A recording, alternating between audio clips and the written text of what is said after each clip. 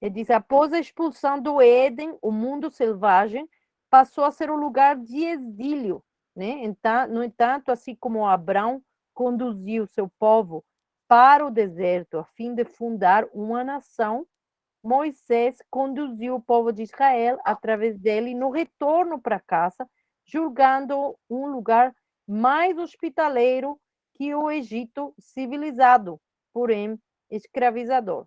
Então, é interessante. O wilderness é uma coisa positiva, vivificante, ou é um lugar de exílio, de falta de vida, não sei. Essa ambivalência existe, então é importante reconhecê-la. Não sei se algum outro comentário, alguma outra ideia aqui eu vou parar de falar.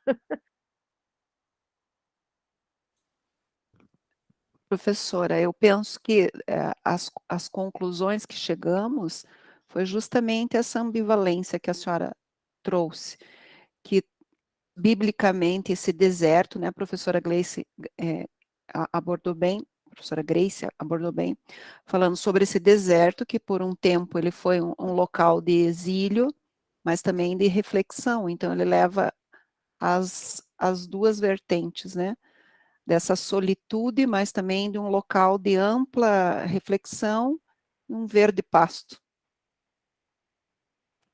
Há uma ambivalência, assim.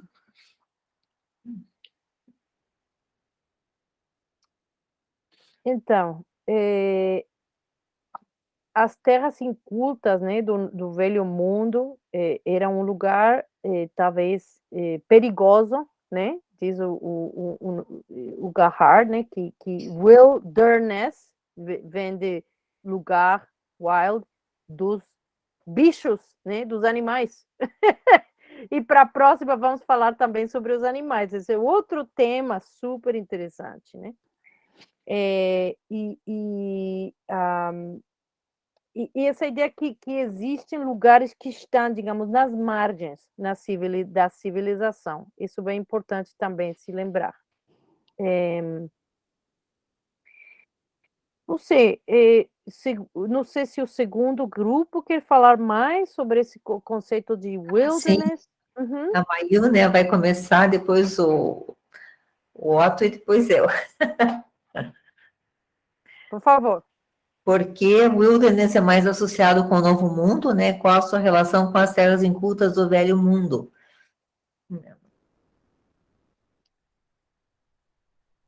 Seu microfone está fechado, O microfone está fechado, Maíl.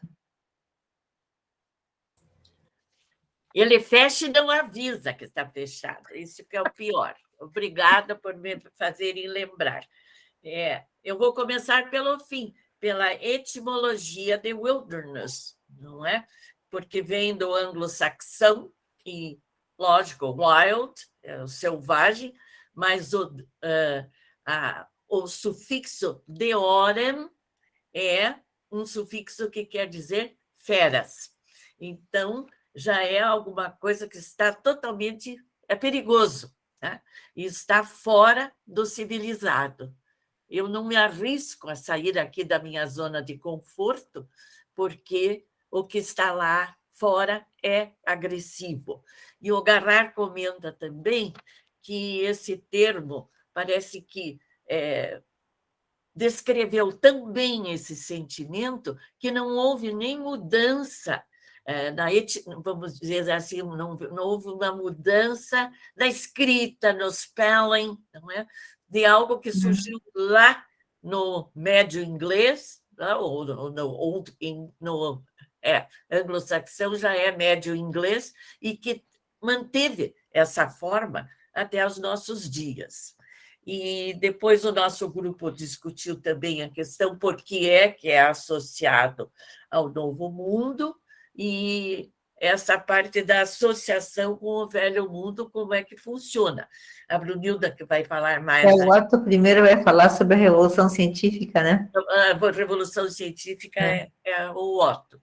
E o meu, que era vamos dizer, a etimologia do wilderness, mas eu posso emendar mais um pouquinho aí. Eu gostei muito dessa questão lá da crença judaico-cristã, e que você remarcou tão bem que é contraditória, porque é tanto o deserto que está fora da televisão, da civilização, é um lugar de meditação e repouso, mas também é um lugar de sofrimento, porque Cristo é tentado pelo demônio no deserto.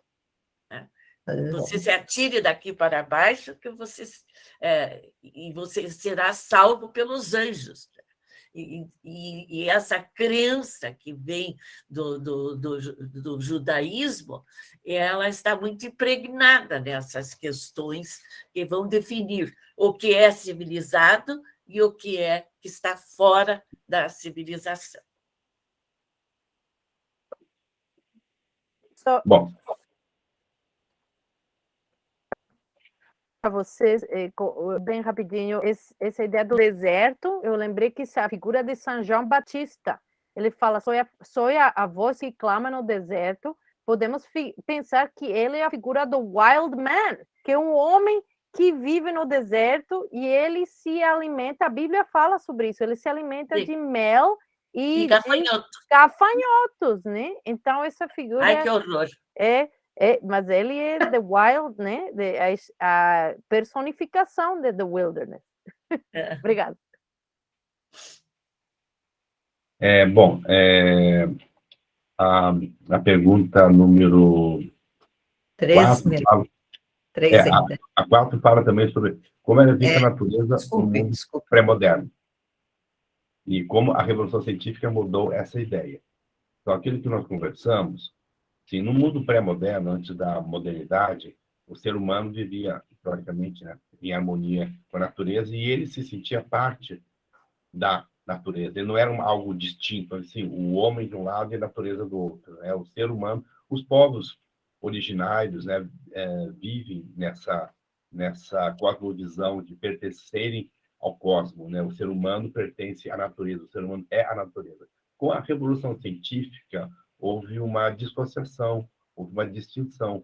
O ser humano agora ele está fora da natureza e ele observa a natureza como objeto de pesquisa, de investigação e de dominação. Muitas vezes a natureza é uma coisa assim, digamos, selvagem, né? Perigosa, ameaçadora e que deve ser dominada pelo homem. Não é mais assim não é mais a mãe natureza. Agora é algo que tem que ser essa América, né? Para citar o poema do John Donne que a Grace trouxe, essa América que tem que ser conquistada, devassada, penetrada, dominada pelo ser humano civilizado europeu, né? Então, com a Revolução Científica muda essa relação, né? Nós vamos viver, por exemplo, o aquecimento global, crises ambientais são consequências dessa visão muito instrumental da ciência, a ciência como uma ferramenta de dominação e a serviço do ser humano. Depois a gente teria que comentar, né, porque a wilderness é mais associada com o Novo Mundo, né, e qual a relação que teria com as terras incultas do Velho Mundo.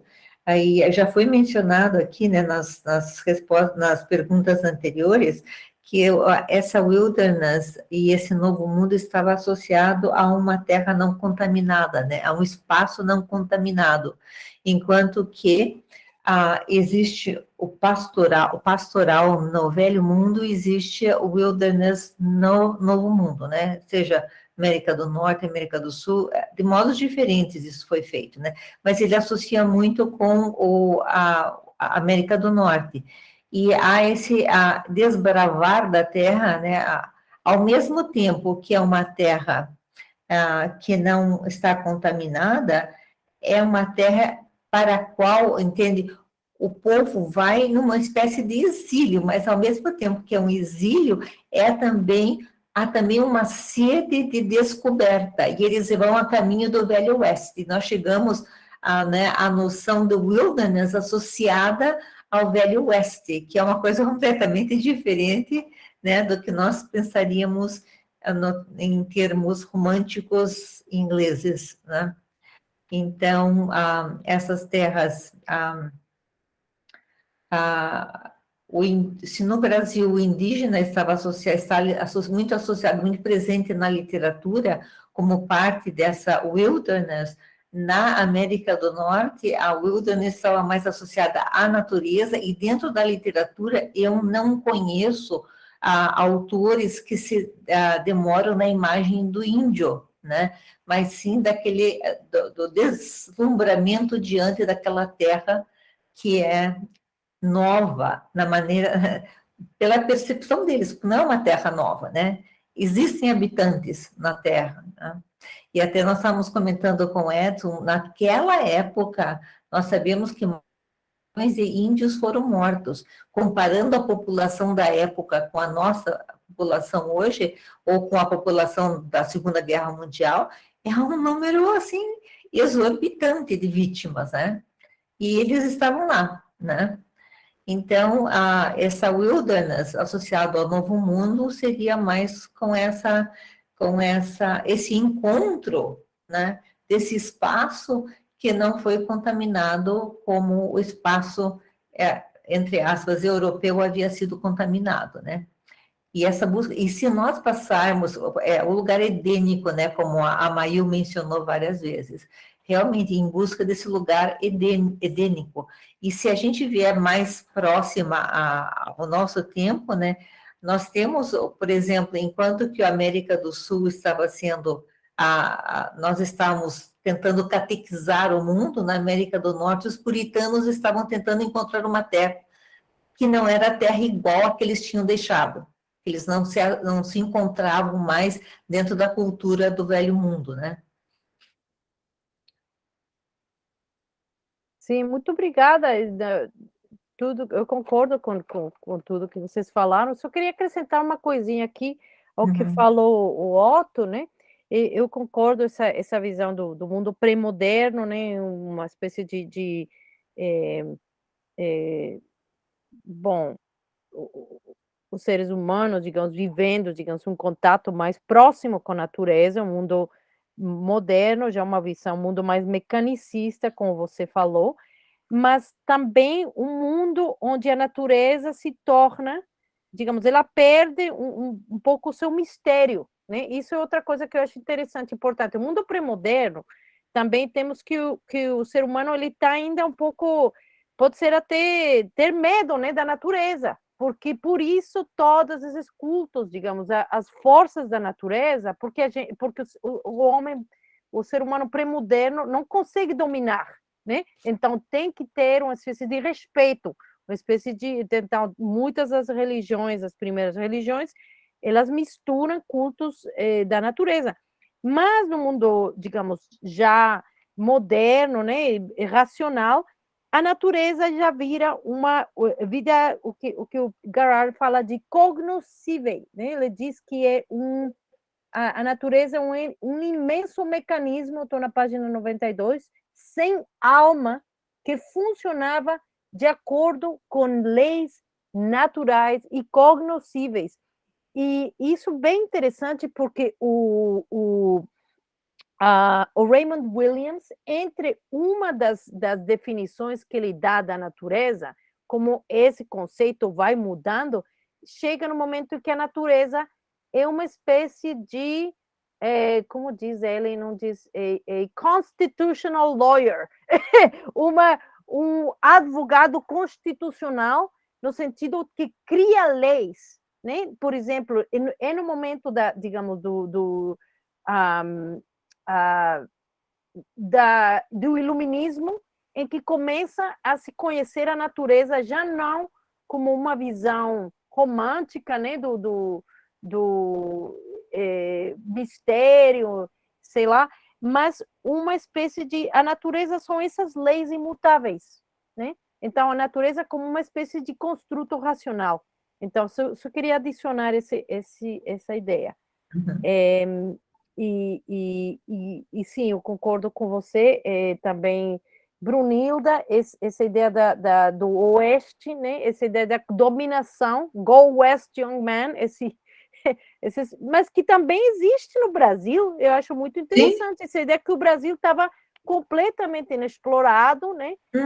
E havia aquela necessidade, né, de ir, né, desbravando, conhecendo, né, os bandeirantes, né, aquele mito, né, dos bandeirantes entrarem em lugares ainda não habitados, mas que na verdade eles já estavam habitados, né? Era só digamos, a civilização ocidental olhando para esses territórios como selvagens. E também aqui eu queria lembrar, não sei quem de vocês conhece, o escritor argentino Sarmiento, né? Ele tem aquele livro que é uma espécie de um clássico, né? Civilização e Barbárie. Ele queria dominar, né, as pampas argentinas, que para ele esse é o exemplo de wilderness. E ele falava aquilo é o pior para a nossa civilização. Aquele deserto, ele usa a palavra deserto para descrever as pampas argentinas, né? E fala, é preciso dominar, é preciso povoar aquele lugar todo que é um ermo, deserto e desprovido de população, né? Então, isso é bem interessante, como isso também converge, né, na visão não apenas do Novo Mundo na América do Norte, mas também em nossos países, né, da América do Sul. Ok, eu vou falar, eu vou parar. Né, Oi? Não, só complementando o que você falou, se nós ouvíssemos as notícias de hoje, as notícias de hoje não são muito diferentes, são tristes, porque os grileiros continuam avançando nas terras indígenas, continuam matando índio, estuprando meninas, né, jogando crianças no rio. Então, é uma coisa assim, realmente, quando você pensa que nós estamos vivendo isso hoje, é uma coisa assim, muito revoltante. E ninguém toma nenhuma providência, a polícia não vai lá, nada acontece. Então, é uma questão que é uma questão cultural, né, que já existe na nossa cultura por muitos Essa anos. coisa do homem ocidental se achar superior, né? Superior àquilo que existe, entende? Então, nós temos que levar a nossa cultura para ele, nós temos que dominar, nós temos que descobrir, nós temos que desnudar, nós temos que levar o que nós conhecemos a eles, né? Não é uma convivência, nunca foi uma convivência pacífica, né, Odília? Sempre foi uma convivência de hostilidade, de dominação, né? Porque ou essa hegemonia, né, E a luta pelos recursos, né? Podemos pensar que também grande parte da exploração do Novo Mundo a exploração financeira, sem dúvida. Foi a procura, né? A procura de novos recursos, né? Então, eu acho que isso faz parte, né, daqui desse discurso todo. Bruna, por favor. Desculpa, só colocando aqui a respeito dessa relação indígena e a terra deles mesmo, o Ailton Krenak, ele faz essa relação do homem-natureza com a visão, com a cosmogênese indígena, né? E tem um documentário, Guerras do Brasil, o primeiro capítulo é sobre a Guerra da Conquista, e o Krenak fala que essa Guerra da Conquista acontece até hoje. Sim. E o homem ainda o homem branco ainda está explorando e, como a Brunilda disse, matando o nativo e, sim, enfim, recomendo para quem quiser assistir. O Ailton Krenak é o entrevistado principal do documentário. É isso, obrigada. Pode colocar o documentário aqui no chat para a gente ter assim. Obrigada. Ok, então, no nosso grupo, aqui, mudando um pouco de assunto, no nosso grupo tivemos uma discussão bem interessante sobre o conceito do sublime.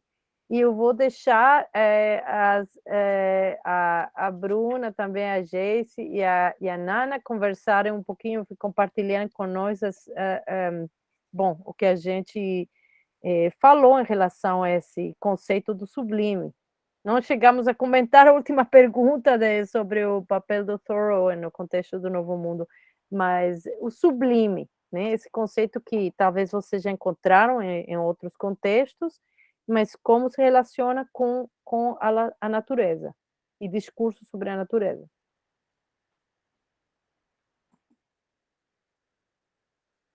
E a Ana Paula também fazia parte do nosso grupo, então qualquer de vocês, qualquer de vocês pode tomar a palavra, por favor. Vai lá, Ana Paula. A Bruna colocou aqui no chat a referência do documentário. Nós estávamos falando sobre o conceito de sublime e a professora Odile comentou que o sublime nos causa terror, assim como vários sentimentos de admiração, né? E compartilhou com a gente uma pintura que é o Caminhante Solitário, o Caminhante sobre o Mar de Névoa. Vou ver se eu consigo colocar aqui para nós. Do escritor, desculpe, gente, do pintor, deixa eu pegar o nome dele. Caspar David Friedrich. Eu vou colocar aqui para vocês.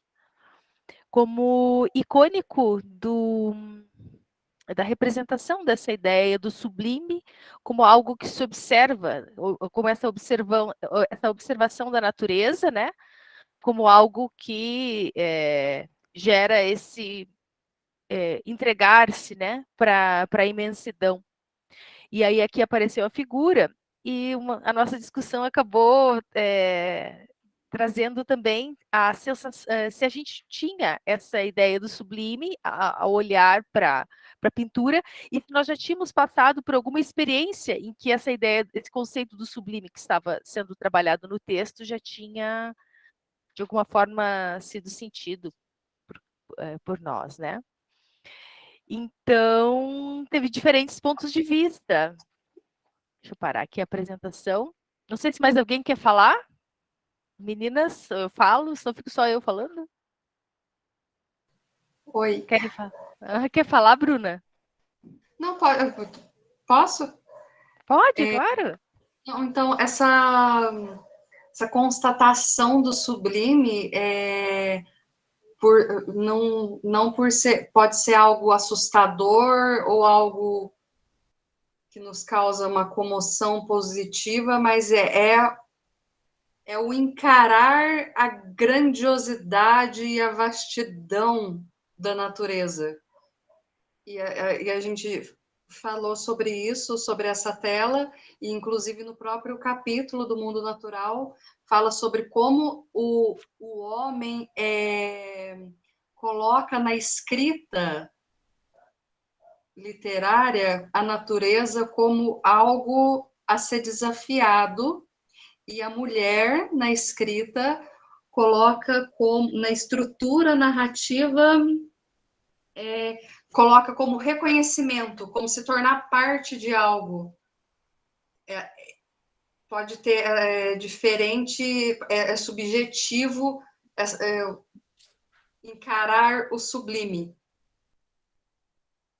dependendo do gênero, mas o contato com o sublime sempre pode nos causar essa comoção, de alguma forma, e eu acho que de alguma forma retorna à natureza nossa, onde nos causa a emoção de encarar o sublime. Uma via retroativa, né? É isso. Obrigada. E, Jason, alguma outra comentário, Nana? Posso falar aqui alguma coisinha? O Mael, por favor, sim. Eu sou muito falante, desculpe. Voltando lá ao que vocês já tinham falado da questão científica da razão, então essas regiões incultas tinham que ser disciplinadas pela razão. Esse é o Garrard que diz, não sou eu. E depois, ao contrário, nós temos uma reavaliação disso com o romantismo. E o mundo natural ganha um influxo novo com essa ideia do sublime. E eu tenho uma orientanda trabalhando com o gótico, e com o Álvares de Azevedo, e é justamente aí é que se encaixa bem essa ideia do sublime como assustador. É algo que está acima da compreensão do homem. E aí é que a gente vai descobrir a origem do belo nesse sublime, que e aqui eu até gostei da expressão que o Garrard usa a respeito do Edmund Burke, que ele é o sacerdote da obscuridade, né? Que ele traz isso como o belo. É o belo que está acima de toda aquela consideração do que você possa estar sentindo. Você vai despertar em você sentimentos que você mesmo desconhece. E talvez uma coisa para se acrescentar é aquele contraste entre belo, que é uma coisa positiva e relativamente, digamos, agradável, e o sublime, que é um sentimento quase, como falamos, assustador, que às vezes pode ser até causar uma espécie de, não necessariamente desconforto, mas não é um sentimento tranquilo. É um sentimento que causa uma reverência perante a natureza, mas um assombro, né? Um estado de alma que é bastante forte, né? Ana Paula, por favor. Talvez o termo seja ficar estarrecido, o termo em português. Né, que é estar assim admirado, movimentado, e aquilo não é necessariamente positivo, mas é algo que nos tira, digamos, do cotidiano, dessa situação comum do dia a dia, mediante um sentimento ali. O que você acha, professor, dessa tendência hoje de colocar até zumbis como...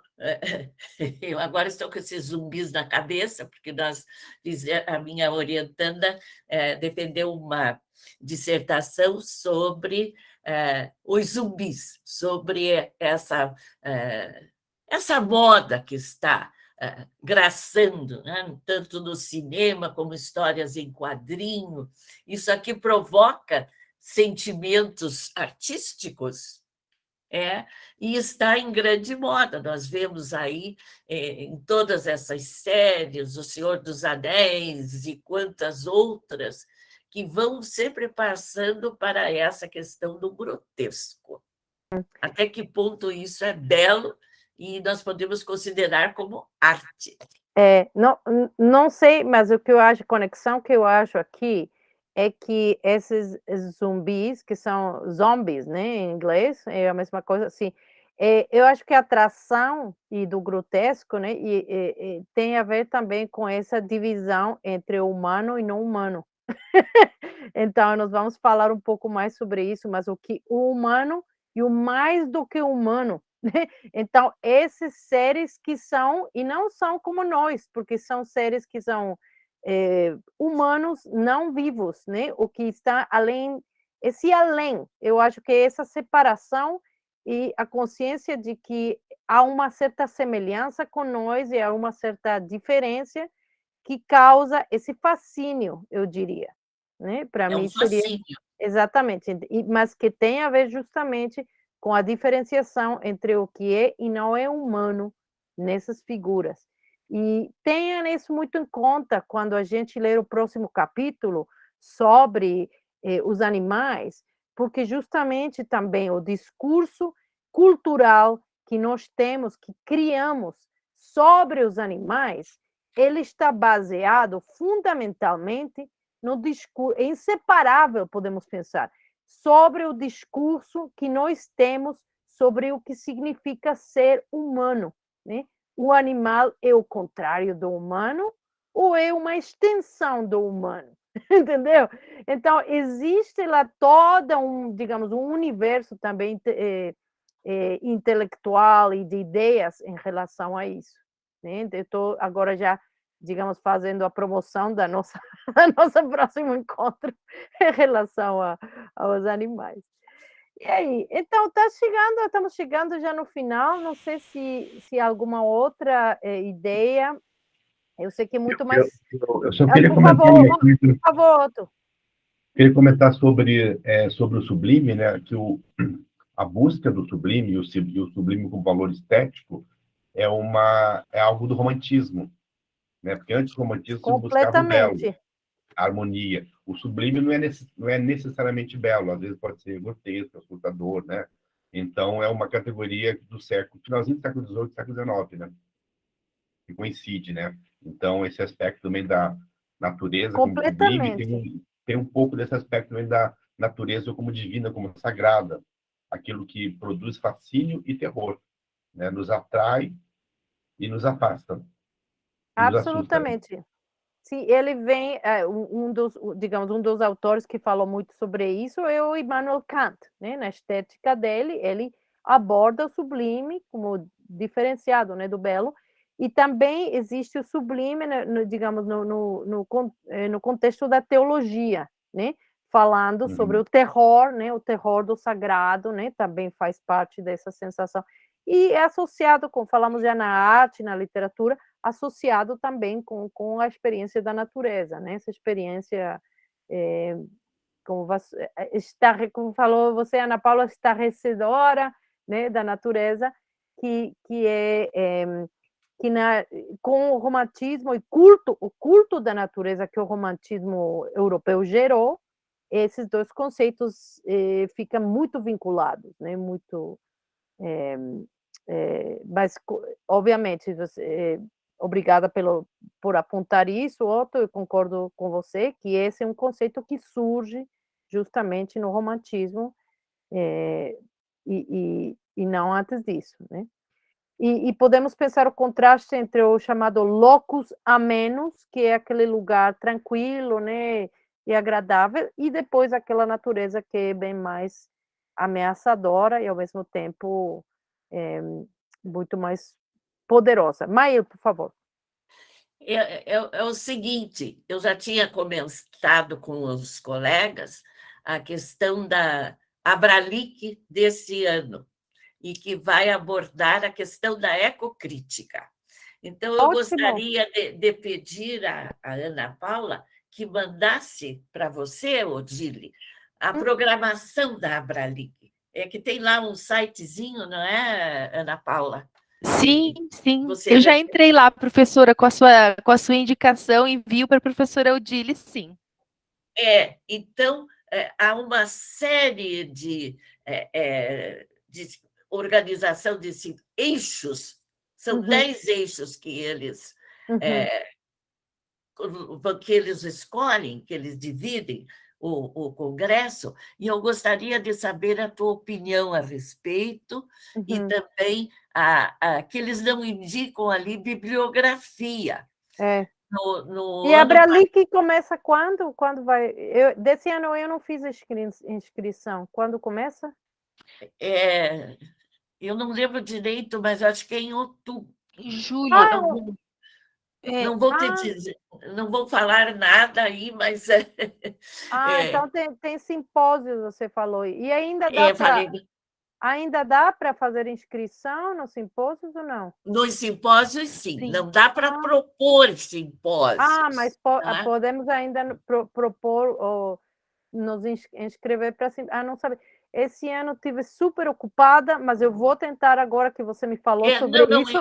Eu gostaria vou ver se eu proponho uma comunicação para algum deles. Não, mas eu gostaria de dizer o que nós vamos consultar para podermos nos inserir em alguma dessas propostas de simpósio lá, apresentar algum trabalho. Eu já convoquei a Ana Paula, que é a minha orientanda, não é? E eu acho que ela vai se encaixar bem em uma daquelas propostas que há lá, porque ela está pesquisando justamente 4 escritoras, poetas, né, Ana Paula, que são assim fora desse nosso contexto do dia a dia. E eu creio que vai poder se encaixar lá. E eu gostaria também da tua opinião, Odile, sobre qual a bibliografia que vai nos levar a uma leitura proveitosa, né, nessa questão da... Lógico que eles colocam milhões de coisas como ecocrítica, não sei até onde está muito correto, mas seria essa a minha solicitação também. Ótimo, ótimo. Então, manda para mim um e-mail e aí a gente conversa mais especificamente sobre isso. Seria ótimo. Tá bom. Super obrigada. Então, eu acho que vamos ficar por aqui hoje. E para a próxima, temos, então, uma leitura sobre animais, né? Teórica, né? Uma leitura optativa também, para quem tiver tempo. E vamos falar sobre, então, nossa visão, né, dos animais. E, novamente, eu acho que vocês vão achar muito, muito instigante esse posicionamento e essa visão das nossas, digamos, não preconceitos, mas ideias que temos, mas que realmente não paramos para pensar, né? Desde os animais selvagens até animais de estimação, né? Pets. Então, como nós temos os conceitos sobre isso tudo e como se define o animal em relação ou em uma relação dinâmica com o ser humano, certo? Ok, super obrigada, então. Obrigada. Boa noite para vocês. Uma boa noite. E até a próxima semana. Até a próxima semana. Obrigada, professora. Beijo para você, até amanhã. Tchau, tchau. Tchau, tchau.